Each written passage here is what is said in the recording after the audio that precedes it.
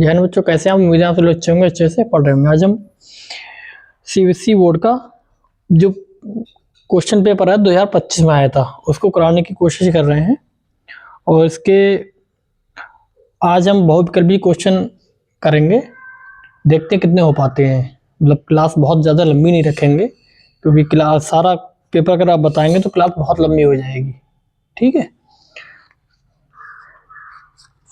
क्योंकि कुछ बच्चे सीबीएसई बोर्ड के हैं तो उन्होंने कहा है कि अनसोल्ड आपने यूपी बोर्ड का कराया है तो सीबीएसई बोर्ड का भी ये करा दो, तो इसीलिए करा रहे हैं। तो इसकी क्वेश्चन हम लिखेंगे नहीं, ये क्वेश्चन आपको ऐसे दिखा दे रहा है। ये देखो पेपर है, इसके क्वेश्चन ऐसे देख लो आप। देखिए सेक्शन ए क्वेश्चन 1 2 3 4। ये वीडियो को रोक के आप सारे क्वेश्चन लिख लेना, ठीक है। करा रहे हैं।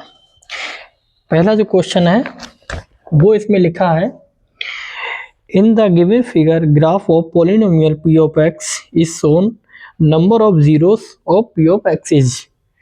मतलब हमको एक ग्राफ दिया रखा है जो इस प्रकार है, ये एस अक्ष और ये वाई अक्ष, ऐसा ग्राफ दे रखा है। अब इसको हमको जीरोस बताने। जीरोस यूपी बोर्ड वालों में जो जीरोस जो हिंदी में होता है इसका मतलब होता है शून्यक या हल, और सीबीएसई और अंग्रेजी मीडियम में इसको लिखा होगा कहीं जीरोस। जीरोस का मतलब ही होता है हल। तो इसके कितने हल हैं या कितने जीरोस है, तो कैसे पता लगाते हैं ग्राफ में? ग्राफ में बहुत आसान होता है। देखते हैं कि इस एस अक्ष को ग्राफ कितनी बार काटता है। तो एक तो ये बार ये काट रहा है, एक ये काट रहा है और एक ये काट रहा है। तो एस अक्ष को ग्राफ कितनी बार काट रहा है? 1 2 3, तो 3 बार काट रहा है। इसका मतलब इसके जीरो कितने हैं? 3 जीरो है। कौन सा ऑप्शन ठीक है इसका? इसका ऑप्शन है ए ठीक। ठीक है, अब दूसरा क्वेश्चन क्या है? इसमें हमको 22th मतलब 22वां पद हमें ज्ञात करना है टर्म्स, और इसमें हमको एपी दे रखी है।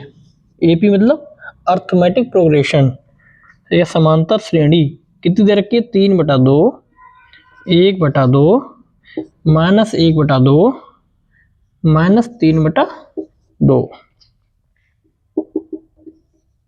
इज। ये कैसे करेंगे इसको हम? तो एपी में सबसे पहले पहला पद ए वो कितना है? 3/2। सार्वधातुक डी होता है, वो क्या होता है? D A2 - A1 1/2 -3/2। हर समान है तो 1 - 3 बराबर माइनस का 2/2। कैंसिल आउट, डी का माइनस का 1 आ जाएगा, तो डी बराबर माइनस का 1। हमको 22वां पद ज्ञात करना है, तो फॉर्मूला लिखेंगे Tn बराबर A + n - 1 इंटू डी। तो n का मान इसमें कितना है? 22। ए का मान इतना है और डी का मान निकाल चुके हैं, तो रख दो। n का मान है 22 बराबर ए का मान कितना है? 3/2 प्लस n का मान कितना है? 22 -1, डी का मान कितना है? -1 बराबर 3/2 प्लस 22 - 1 यानी 21 गुणा -1। ठीक है, तो 3/2 -21, इसकी गुणा करो कितना हो जाएगा? 2 एकम 2, 2 दूनी 4 -3/2 कितना आ गया? 42 में से 3 घटाओ, कितने बचे? माइनस के बचेंगे कितने? 39/2।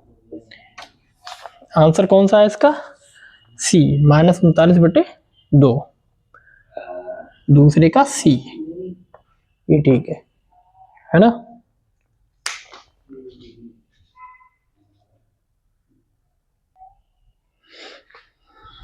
देखिए तीसरा क्वेश्चन क्या है? इसमें लिखा है the line 2x - 3y = 6 intersects x axis at. मतलब आपको एक लाइन दे रखी है जो है 2x माइनस का 3y बराबर 6। तो इसमें बताना है कि ये एस अक्ष को किस बिंदु पर प्रतिच्छेद करती है, ये बताना है हमको, किस कोऑर्डिनेट पर प्रतिच्छेद करती है इस एस अक्ष को। तो कैसे बताएंगे, देखो ये लाइन एस अक्ष पर प्रतिच्छेद करती है, तो इसका मतलब क्या है, y बराबर 0 होगा। क्यों, y ऊपर चलते हैं, x इधर चलते हैं। अगर एस अक्ष पर कोई बिंदु है तो यहाँ पर y 0 ही होगा, क्योंकि y इस x अक्ष के या तो ऊपर होगा या नीचे होगा। अगर x अक्ष पर है तो 0 होगा, चाहे यहाँ पर सही, चाहे यहाँ पर सही, यहाँ पर सही, एस अक्ष पे y का मान 0 होता है। अब हमको एक बिंदु इसका y पता चल गया, तो x पता चल जाएगा। क्यों, y का मान इसमें रख दो, 2x माइनस 3y का मान 0 बराबर 6। तो 2x बराबर 6, ये तो 0 हो जाएगा, 3 की 0 से गुणा करेंगे तो 0। तो 2x बराबर 6, तो 2 से कट जाएंगे 6, 2 3 6, यानी 2 3 6, x इज इक्वल टू 3। ठीक, तो बिंदु क्या आ गया, x का मान 3 और y का मान 0। बिंदु is D, option is D, D. ठीक है, ठीक है, ऐसे करते हैं। अब इसमें चौथा क्वेश्चन जो है ये मिटा दे रहे हैं।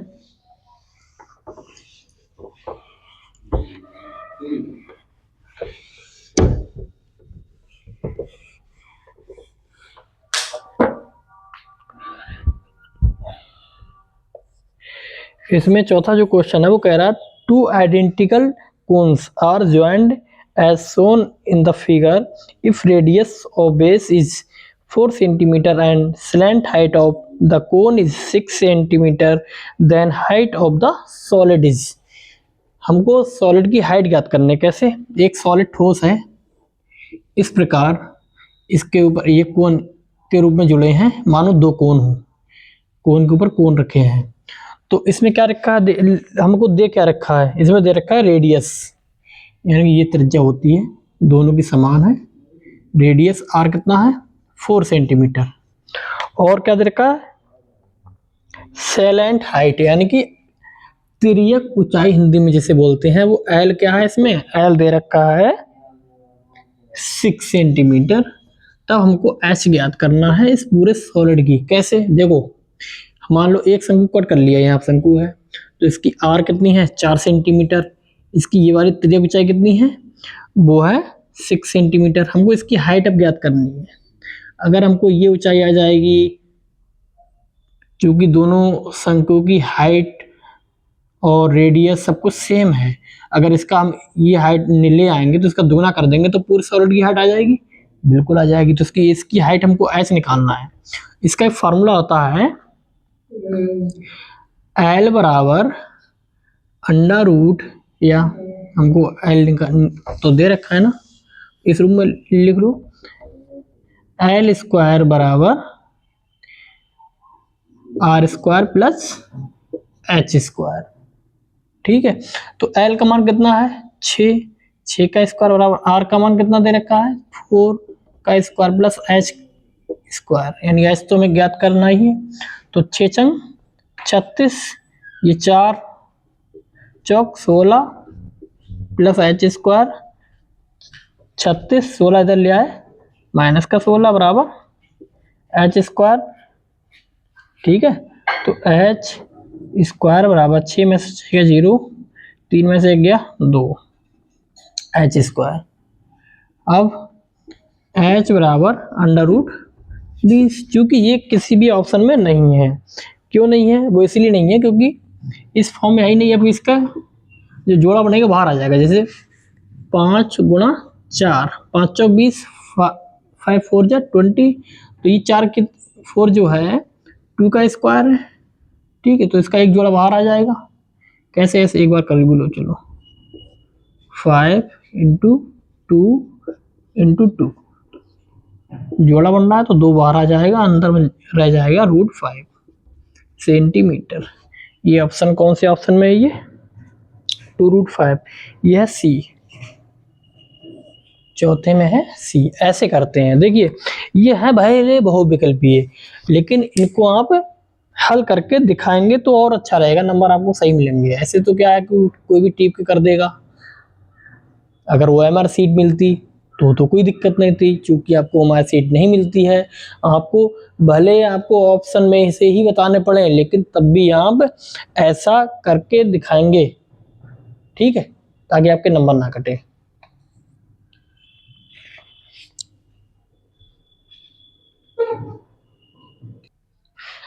अब देखिए आगे के क्वेश्चन आप सही से देखिए। देखिए 5, 6, 7, 8 इनको आप ऐसे नोट कर लेंगे सभी क्वेश्चनों को, ठीक है। फिर देखिए 9 और 10, वीडियो बहुत लंबी हो जाएगी, इसीलिए आज सिर्फ इसमें से हम 10 क्वेश्चन ही कराएंगे, बाकी के क्वेश्चन अगली क्लास में कराएंगे, ठीक है। तो आप सारे क्वेश्चन नोट कर लेना। जो 5वां क्वेश्चन है वो लिखा है द वैल्यू ऑफ के for which the system of equation. दो इक्वेशन दे रखी हैं, इनका एक तंत्र है जो इनकॉन्सिस्टेंट है, यानी कि वो एक दूसरे के समानांतर हैं, असंगत जिसे कहते हैं। इनकॉन्सिस्टेंट माने असंगत, इसका नियम होता है। देखो अगर हमने बताया था दो रेखाएं a1 x plus b1 y plus c1 बराबर 0, a2 x plus b2 y plus c2। अगर तीनों नियम एक बार मैं बता दे रहा हूँ, अगर दोनों रेखाएं एक दूसरे को प्रतिच्छेद करेंगी, ठीक है, तो एक ही हल होगा, अद्वितीय हल होगा। इस स्थिति में क्या होगा, a1 अपॉन a2 बराबर b1 अपॉन b2, ये कभी बराबर नहीं होगा, ठीक। तो ये प्रतिच्छेद करेंगे। अगर a1 अपॉन a2 बराबर b1 अपॉन b2 बराबर है c1 अपॉन c2, इस स्थिति में कॉन्सिस्टेंट भी कहेंगे, इसे संगत, इसको भी संगत कहेंगे। इस स्थिति में क्या होगा, रेखाएं एक दूसरे के संपाती होंगी। एक रेखा ये है तो इसी के ऊपर एक रेखा दूसरी होगी, इसी जस्ट इसी के ऊपर L2, यानी कि L1 और L2 जो रेखाएं हैं वो एक ही रेखा होगी। अगर रेखाएं एक दूसरे को ओवरलैप होंगी ना, तो उस स्थिति में ये कंडीशन फॉलो करेगी, ठीक है। अगर प्रतिच्छेद कर रही हैं तो ये, ठीक है। अब अगर समानांतर हैं तब क्या होगा, समानांतर है तब a1 अपॉन a2 बराबर b1 अपॉन b2 बराबर नहीं होगा c1 अपॉन c2 का, ठीक है, बराबर नहीं होगा c1 अपॉन c2। तो ये जो हमें क्वेश्चन में दे रखा है, अब इसे मिटा दे रहे हैं, तो इसी बार इसमें तीसरी कंडीशन लगेगी।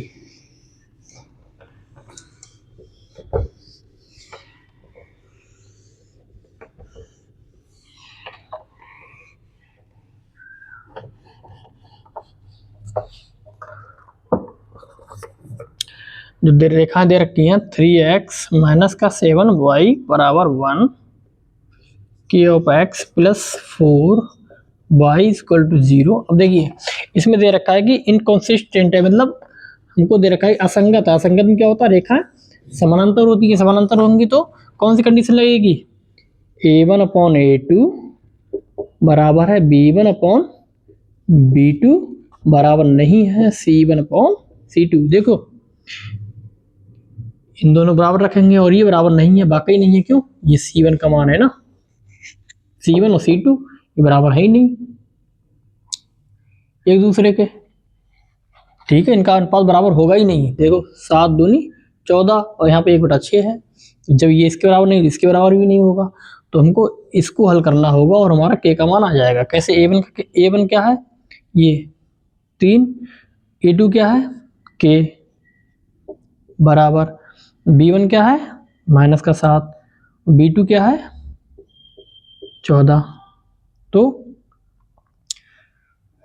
7 2 या 14, ठीक। क्या आ गया? 3/k is equal to minus का 1/2। अब के ऊपर क्रॉस मल्टीप्लाई कर लो, तो 3 2 6 और माइनस के, देखो k is equal to minus इधर आ जाएगा तो माइनस का 6, की का मान कितना आ गया? माइनस का 6। कौन सा ऑप्शन ठीक है? इसका ऑप्शन ठीक है ए, 5वें का। ऐसे ही करते हैं। यूपीएससी सीबीएसई बोर्ड में कोई अंतर नहीं है, बस उसमें हिंदी में सवाल लिखे होते हैं, इसमें अंग्रेजी में सवाल लिखे होते हैं, कॉन्सेप्ट सेम ही है। भाई किताब जब सेम है, एनसीईआरटी किताब सेम है, चाहे सीबीएसई की हो चाहे यूपी की हो, हिंदी में हो चाहे अंग्रेजी में, सवाल क्वेश्चन वही है, तो फिर पेपर भी तो वैसा ही आएगा, ठीक है। तो उससे घबराने की जरूरत नहीं है। अगर सीबीएसई बोर्ड के ज़्यादा अनसोल्ड नहीं है तो आप यूपी बोर्ड वाले ही अनसोल्ड आप देखिए, और जब आपने पढ़ा है तो हिंदी अंग्रेजी तो आप कर ही सकते हैं, उसमें कोई बहुत बड़ी चीज़ नहीं है, ठीक है।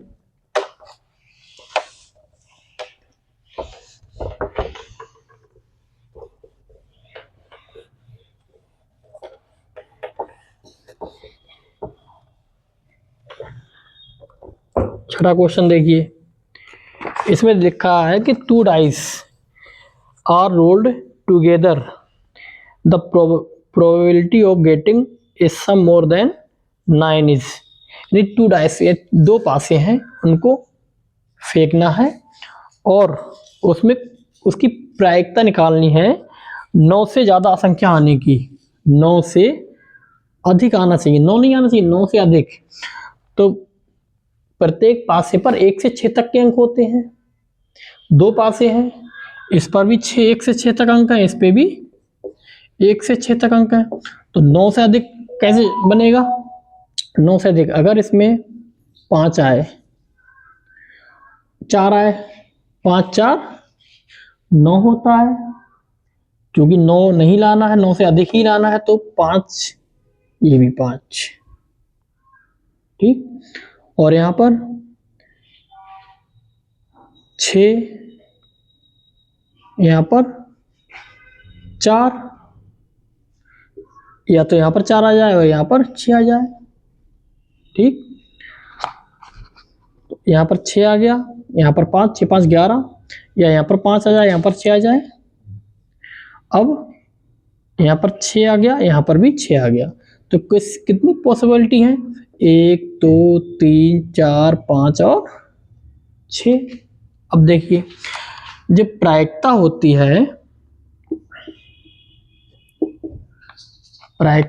है उसमें ये नीचे क्या होता है? सभी संभव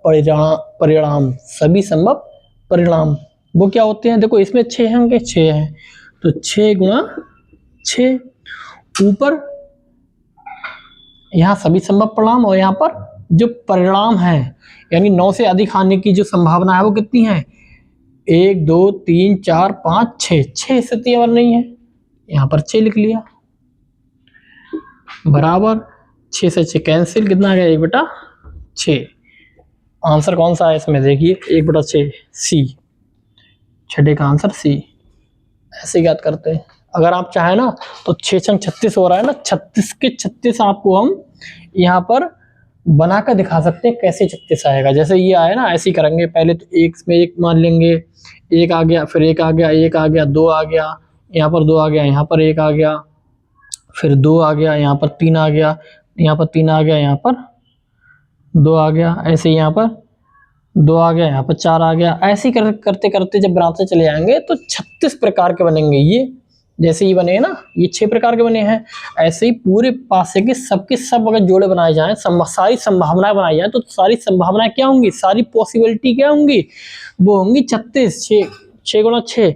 और चूंकि हमको सवाल के कंडीशन के अनुसार जो कोई 9 से अधिक आना चाहिए, तो वो पॉसिबिलिटी कितनी है? वो है 6।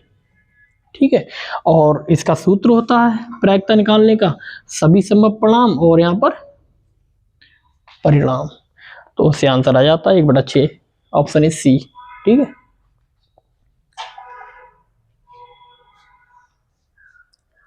अब देखिए 7, 8, 9 और 10 ये क्वेश्चन नोट कर लेना।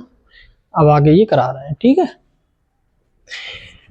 तो इसमें 7वें क्वेश्चन में क्या है, 7वां जो क्वेश्चन है उसमें लिखा है ABCD is a rectangle with is vertices at, point दे रखे हैं, टेकन इन ऑर्डर, इसी क्रम में है। The length of this diagonal, विकर्ण की लंबाई ज्ञात करनी है।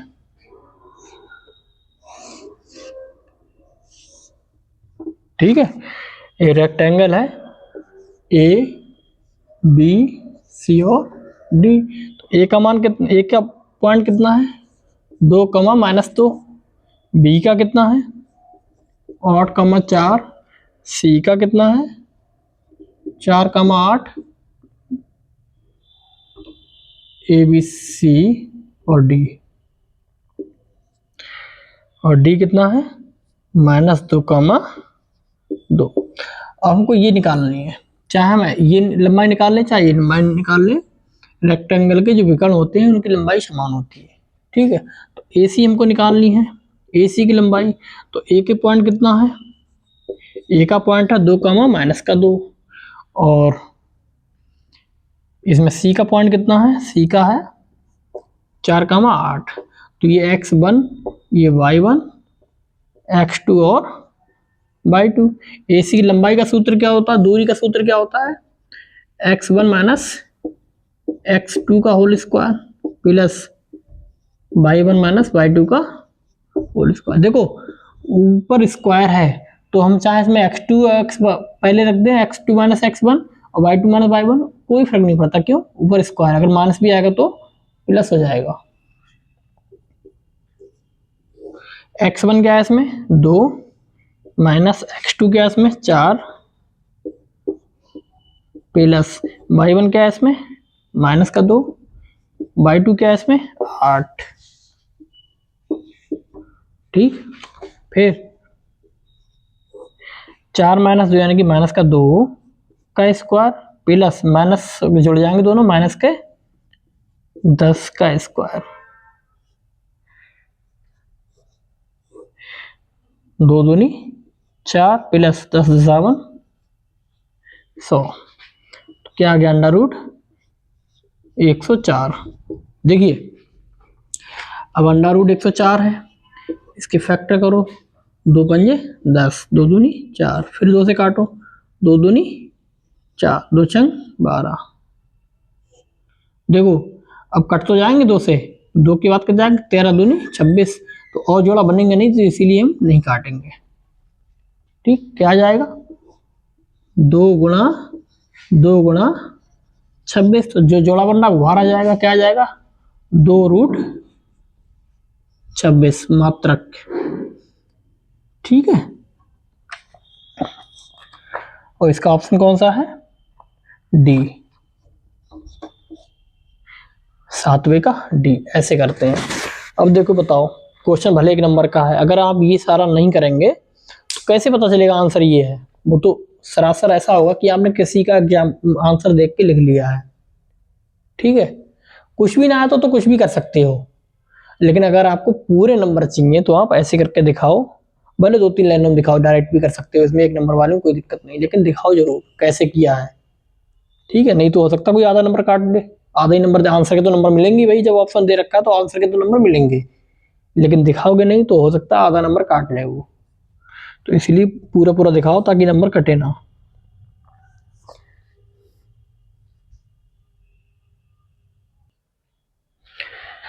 देखिए लाइट चले गई है, तो क्लास भी 24-25 मिनट की हो चुकी है। अब आगे हम अगली क्लास में सवाल बताएंगे। ठीक है। तो इसमें 7 क्वेश्चन आज हो चुके हैं, तो ऐसे ही आप क्वेश्चन करिए। अगर आपको CBSE बोर्ड का अनसोल्ड ना मिले तो यूपी बोर्ड के जो मैंने अनसोल्ड कराए हैं उसमें से आप देख लो, क्वेश्चन सेम है, सेम तरीका है, बस लैंग्वेज का अंतर है। तो इतना तो आप हिंदी अंग्रेजी में कर ही लोगे जब CBSE बोर्ड में पढ़ रहे हो और भारत में रह रहे हो, तो जो हमारी भाषा है वो हिंदी और बोर्ड के हिसाब से अंग्रेजी, तो इतना तो आप ट्रांसलेट कर लोगे। ठीक है, मिलते हैं अगली क्लास में। जय हिंद।